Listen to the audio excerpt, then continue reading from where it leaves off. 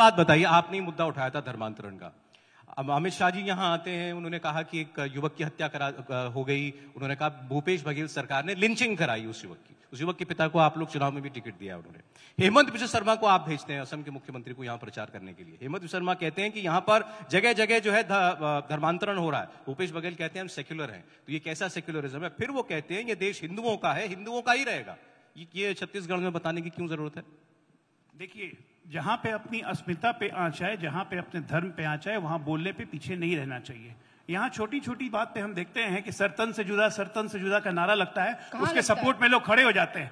केरला में कल हमास के समर्थन में रैली निकलती है और हमास का लीडर इंडिया में उसको एड्रेस करता है, उसके समर्थन में ये इंडिया वाले खड़े हो जाते हैं। और ये हमें सिखाएंगे कि हिंदुइज्म क्या होता है, हिंदुइज्म क्या होता है।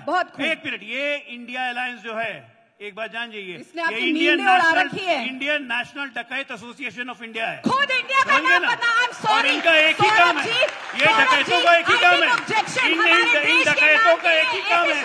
ये इनका नाम, आपके डकैत हैं आप, डकैत हैं आप लोग, ये लोग डकैत हैं। और अब इंडिया अलायंस के लिए बोल रहे हैं, इंडिया अलायंस के लिए। हमारे देश का नाम है इंडिया, हमारे देश का नाम है। आप i.n.d.i.a.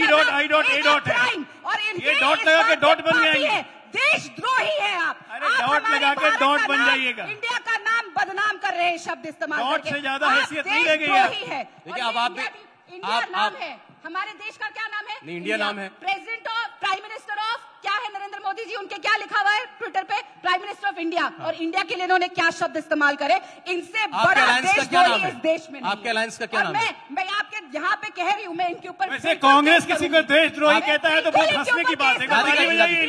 अच्छा ठीक है, आप कर लीजिएगा इन पर जो कार्रवाई का काम इन्होंने किया है। अभी आपने कहा ये देशद्रोही हैं, इंडिया का नाम खराब कर रहे हैं। क्या क्या अब्रिविएशन यूज कर रहे हैं इंडिया के लिए? आपको भी गुस्सा आना चाहिए। आप भी इंडिया के। अच्छा सॉरी मुझे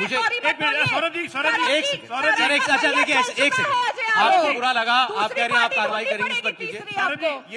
ये आपने अपने अलायंस का नाम इंडिया रखा है, तो अलायंस के लिए कुछ बोलना होगा तो फिर किस नाम पे बोलेंगे? हमने कभी तो इंडिया बोलेंगे तो वो इंडिया के लिए अब्रिविएशन जैसी घटिया। तो आपका नाम ही इंडिया अलायंस का। इंडिया तो सबका है। तो आपके अलायंस की बुराई कर रहे हैं। अभी आपके अलायंस की तारीफ थोड़ी करेंगे। टीवी का नाम इंडिया टीवी है क्योंकि पूरे इंडिया को रिप्रेजेंट करता है। हमारी अलायंस का नाम इंडिया है क्योंकि हम पूरे भारत को रिप्रेजेंट करते हैं। तो आप इंडिया अलायंस के लिए कुछ नहीं बोलते। सौरभ जी ऐसा है, ठीक है, अच्छा राधिका छोड़िए। मैंने बोला था की सजा तो देश दे गई। धीरे बोलिए ना, माइक पे है वैसे भी। मैंने कहा था इंडियन नेशनल डकैत of India association. I am sorry आपको मेरी इंडियन नेशनल एक करके बात करते हैं प्लीज राधिका जी। भारत का नाम खराब। ठीक है राधिका जी, हो गई है बात, इंडिया में को डकैत बुलाने के लिए। Indian national committed a criminal उसको सुधार रहे हैं। नहीं, अब नहीं सुधर सकता। इंडियन नेशनल की जगह Indian nepotist, Indian nepotist dacoits of India association. चलिए अच्छा आगे ठीक है ना, अंग्रेजी ज्यादा समझ में आती है, हिंदी तो कम। इन्होंने एक मिनट, अमित शाह जी ने जिस रैली में ये बात कही कि भूपेश बघेल सरकार ने लिंचिंग कराई एक युवक की, उसके बाद आपने एक वीडियो जो है वो शेयर किया था सोशल मीडिया पर कि अमित जी देख लीजिए, मंत्री यहाँ से मोहम्मद अकबर खान, उनके एक रैली का वीडियो आपने ट्वीट किया था, क्या कहना चाह रही थी उससे? देखिए, इन्होंने जो आके सीधा सीधा कहा कि भूपेश बघेल जी ने लिंचिंग कराई है। अगर कहीं पे झगड़ा होता है तो भूपेश बघेल जी ने कराई है। ये कोई तरीका होता है? एक देश के गृह मंत्री जो पूरे देश की सुरक्षा के लिए उन जिम्मा है, वो ऐसी चीज बोलते हैं, ऐसा इल्जाम लगाते हैं। तो उनको दिखाया कि उससे महज कुछ 100 किलोमीटर दूर वहां की जनता आपके बांटने की राजनीति में नहीं आएगी। और एक आपने सवाल पूछा था सौरभ जी कि यहाँ पे वो बार बार धर्म की बात कर रहे हैं, ये कह रहे थे हिंदू धर्म के बारे में। अगर ये इतने बड़े हिंदू धर्म के ठेकेदार हैं, मुझे बताइए 15 साल इनकी सरकार थी, क्यों देश को नहीं पता था कि ये माता कौशल्या का मायका है? क्यों देश को नहीं पता था ये राम जी का ननिहाल है? क्यों माता कौशल्या के मंदिर में एक भी ईंट नहीं लगाई थी और उसको ताले में बंद कर दिया था? क्यों राम वन गमन पथ का इन्होंने काम नहीं किया था और देश को यही नहीं बताया था कि राम जी ने अपने जो उनको वनवास मिला था उसमें से सबसे अधिक समय यहां बिताया था? तो राम जी आपको तब याद आते हैं जब उत्तर प्रदेश में वोट चाहिए होते, जो राम जी का ननिहाल और जो माता कौशल्या का मायका है उसका 60,000 करोड़ आप क्यों दबा के भेज रहे हैं? दीजिए ना राम जी के ननिहाल का पैसा वापस, ताकि यहाँ पे और प्रोग्रेस हो। भूपेश बघेल ने राम जी का काम किया। ऐसा है कि रायपुर की कैसा हिंदू धर्म है? बीच में नहीं बोलिए। अरे बोलेंगे, मैं नहीं बोलती हूँ आपके बीच। बिल्कुल बोलेंगे, आप झूठ बोलेंगे तो बोलेंगे। चाय करने से बात नहीं समझ में आती। बोले मैं आपकी तरह थाली में पलट नहीं सकती ना बैंगन बन के। आप पार्टी बदलते रहते वो हमारे को नहीं आता। ऐसा है कि रायपुर की जनता भी सुन रही है, देख रही है, सब कोई जानता है कि वो सारी सड़कें रमन सिंह के कार्यकाल में ही बनाई थी। भूपेश जी ने उसमें थोड़ा पे करके उसमें से बोर्ड लगा दिया और कह दिया कि राम जी का ये सब लोग जानते हैं, इसलिए झूठ बोलना बंद कीजिए। राम सिंह को कब मोहब्बत हो गई? एक मिनट, भूपेश बघेल जी के पिताजी ने तो हिंदुओं के बारे में बड़े अच्छे अच्छे शब्द बोले थे, ब्राह्मण लोग के बारे में, याद होगा रायपुर की और हमारी सरकार ने उनको जेल भेजने का काम किया था। जिस राम के अस्तित्व को मानने से इनकार करती है, वो राम पे हमें ज्ञान देगा। उनको जेल भेजने कोर्ट में एफिडेविट देती है कि राम का अस्तित्व ही नहीं था, आज राम राम कर रही है। लगता है राम राम करने का समय आ गया है राजनीतिक तौर से, इसलिए राम राम कीजिए।